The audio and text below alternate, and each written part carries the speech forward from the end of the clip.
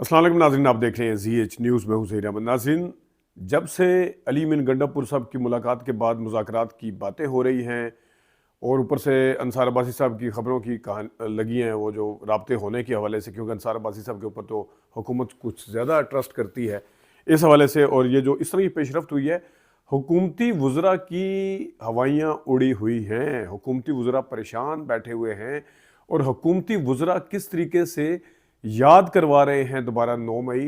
खा वो इरफान सिद्दीकी हैं, खा वो राना सनाउल्लाह साहब हैं, खा वो ख्वाजा आसिफ साहब हैं, वो याद करवा रहे हैं 9 मई। ये याद जो है इमरान खान को नहीं करवाया जा रहा 9 मई, ये असल में याद उन हलकों को करवाया जा रहा है जो फैसले करते हैं और उस तरफ करवाया जा रहा है जो फैसले करते हैं। क्योंकि इस चीज़ के ऊपर तो जब हुकूमती वज़रा से सवाल पूछा जाता है, कल भी पूछे गए सवालात कि अली अमीन गंडापुर को मुलाकात की इजाज़त किस तरह मिल गई, तो जब मुलाकात करवानी होती है तो करवा दी जाती है, जब मुलाकात नहीं करवानी होती तो नहीं करवाई जाती।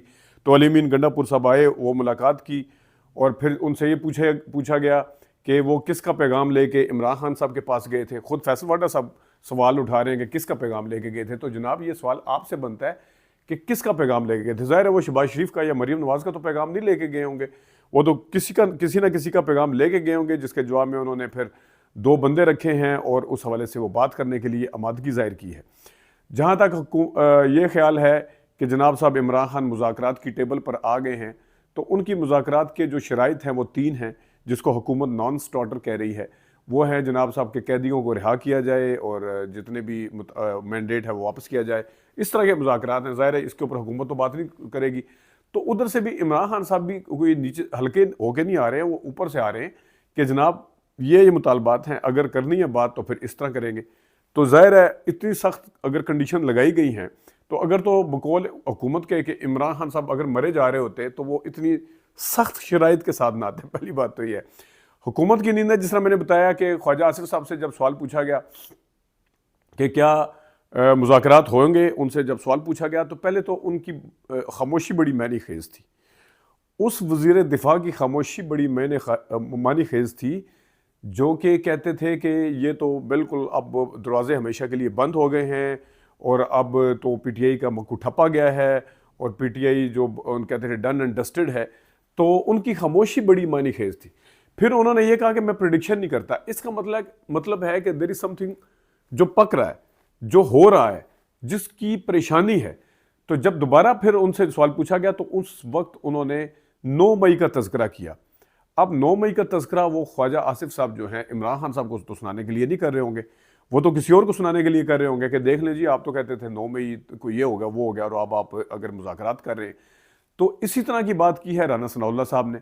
राना सनाउल्लाह साहब से जब पूछा गया तो उन्होंने कहा नहीं देखें, इस तरह तो नहीं है, ये तो फिर 9 मई का होगा फलाना। 9 मई के हवाले से जब उसके DGI SPR की उन्होंने स्टेटमेंट याद करवाई कि DGI SPR ने कहा था कि 9 मई को ये क्यों हुआ था और जब तक उसके ऊपर मुज़ाकरात नहीं होंगे और उसके ऊपर सियासी बात करने की उन्होंने बात की। तो फिर राना सनाउल्लाह साहब ने कहा कि DGI SPR ने कहा था कि सियासी जमातें आपस में मिल बैठ के तय करें। और राना सनाउल्लाह साहब कहते हैं कि देख लें जो फौजी तर्जुमान है या फौज है या इस्टेब्लिशमेंट है, वो भी इस चीज़ के हक में है कि सियासी जमातें आपस में तय करें। तो फिर आप अपने साफ़ी अंसार अब्बासी साहब से पूछें, जिन्होंने ये लिखा कि जो भी बात होगी मंजूरी जो है, अप्रूवल है, वो इस्टेब्लिशमेंट देगी हर किसी चीज़ की। तो फिर वो ये बीच में कंडीशन कहाँ से लेके आए हैं कि अगर वो उनका लेने देना कुछ नहीं है और वो इस तरह की सारी चीज़ें चला रहे हैं बीच में, तो हुकूमत की तरफ से इस वक्त वाज़ह तौर पर जो चीज़ें नज़र आ रही हैं वो बिल्कुल यानी कह लें कि परेशानी जो है वहाँ पे बिल्कुल वाज़ह है। इरफान सिद्दीकी साहब आए, उन्होंने कहा जी ये मुज़ाकरात और ये जो उनके हैं मुतालबात हैं, ये ख्याली गुब्बारे में हवा भरने के मुतरादिफ। अब आपको पता है इरफान सिद्दीकी साहब जो हैं वो दो तो एक मशीर है, एक वज़ीर है। वज़ीर दिफा और मशीर राना सनाउल्लाह साहब वो अहम ओहदों पे हैं और इरफान सिद्दीकी साहब इस तरह से अहम ओहदों पे हैं कि वो एक किस्म का बताते हैं कि कौन नवाज शरीफ साहब क्या सोच रहे हैं या नवाज शरीफ साहब क्योंकि उनको ज़्यादा करीब समझा जाता है, उस हवाले से वो ज़्यादा आप आके जब भी बात करते हैं उनकी करते हैं। ख्वाजा आसिफ साहब ने जब बात करते हुए कहा जनाब देखें जी, वो अमेरिका जो है यूं है, अमेरिका बीच में वो कर रहा है। ये वही ख्वाजा आसिफ साहब हैं जब इमरान खान साहब की हुकूमत को उतारा गया था तो उसके बाद ये उन्होंने आगे सबसे पहले तो कहा था कि हमारी इकोनॉमी जो वेंटिलेटर पे है, इसके अंदर ऑक्सीजन जो मुहैया करता है वो अमेरिका है, और अमेरिका जैसे मुल्क के साथ इमरान खान ने बिगाड़ी हुई थी। उस टाइम अमेरिका जैसे मुल्क के साथ बिगाड़ना जो था वो बकौल ख्वाजा आसिफ के एक किस्म का गुनाह कबीरा था, उनकी बातों से ऐसे लगता है। अब जब ज़ाहिर है वहाँ पे ओवरसीज़ पाकिस्तानियों ने दबाव डाला है, वहाँ पे कोई हिलजुल हुई है पार्लियामेंट के, दोबारा से लेटर लिखा गया है, डोनाल्ड ट्रंप ने अभी आना है, और उनकी तैनातियाँ भी आप देख सकते हैं कि किस किस्म की हैं, वो ज़्यादा एंटी पाकिस्तानी हैं। तो अब जनाब साहब वो कह रहे हैं कि अमेरिका यूं, वही इसी तरह की बातें कल फैसल वाडा साहब ने की, अमेरिका को वो भी लंबी लंबी तोल रहे थे, अब ये भी लंबी लंबी तोलने शुरू हो गया। मतलब है आपके अपनी बातों के अंदर इतना तजाद है जिसका आप अंदाज़ा खुद कर सकते हैं। तो ये दूसरी बात उन्होंने कही जी, ये तो अभी 1.25 साल हुआ है जेल में है। पहले उन्होंने एक मिसाल दी कि DI खान जेल में या DG खान या DI खान जेल में 2 दिन में इमरान खान साहब ने रोना शुरू कर दिया था, वो बहुत पर मुशर्रफ दौर की बात है, तो फिर उनको रिहा करना पड़ा। तो एंकर ने पूछा अब तो वो 1.25 साल से हैं, अब तो सारे मानते हैं कि वो जेल काट रहे हैं। तो उस टाइम ख्वाजा आसिफ साहब ने नहीं वो देखें, वो बस 1.25 साल हुआ है, हमारा लीडर तो 2.5 साल रहा है। अगर तो ख्वाजा आसिफ साहब वो वाला पीरियड भी डाल रहे हैं 2000 वाला, जब 99 में नवाज शरीफ साहब को पकड़ा गया था, तब तो कुल मिला के 2.5 साल बनते हैं। ये वाले कौन से 2.5 साल बनते हैं, जरा ख्वाजा आसिफ साहब मुझे समझा दें। ये नून लीग भी जिस टाइम कहती है कि पता नहीं 138 पेशियाँ हुई थी, इतने दिन तो जनाब साहब नवाज शरीफ साहब यहाँ रहे नहीं थे जितनी उन्होंने पेशियाँ बता दी। वो तो जितनी वो 138 पेशियाँ बताते हैं, वो अगर आप जितने दिन वो यहाँ रहे हैं, तो हर दिन के हिसाब से बीच में जिस दिन अदालत का दिन होते हैं वो 2-2 पेशियाँ भी लगाए, तो तब भी 138 नहीं बनती। तो 138 पेशियाँ हुई थी। तो आप मुझे बताएं ख्वाजा आसिफ साहब, अगर आप स्पेसिफिक ये 2018 वाली जेल की बात कर रहे हैं, तो किस तरह वो 2.5 साल रहे हैं। आए वो 12 जुलाई 2018 को, यहाँ से चले गए नवंबर 2019 में, ठीक है जी। ये बनते हैं 1 साल और 4 महीने। अब जब वो जेल के अंदर थे, एक दफ़ा वो अपनी मिसेस का जब उनका हुआ था, इंतकाल हुआ था, उसके बाद थोड़ी देर के लिए उनको छोड़ा गया था। एक दफ़ा वो 6 हफ्ते की ज़मानत पे गए थे, और एक दफ़ा हॉस्पिटलाइज रहे थे वहाँ पे। तो अगर ये वाले डेज बीच में निकाल दिए जाएं, तो ये 1 साल और 4 महीने से कम हो गए, 1 साल 2 महीने पे बात पहुँच जाती है। तो जनाब बल्कि 1 साल 2 महीने से भी कम पे, तो 1 साल 2 महीने और 2.5 साल में बड़ा फ़र्क होता है। इस तरह ना करें, और पूरी कैलकुलेशन के साथ आया करें।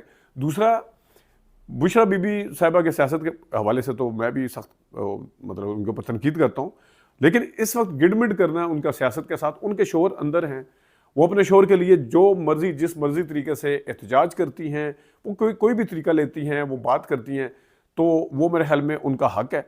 और ये बिल्कुल उसी तरह जिस तरह कुलसूम नवाज शरीफ साहिबा जो थी, वो अपने शोर के लिए बाहर निकली थी।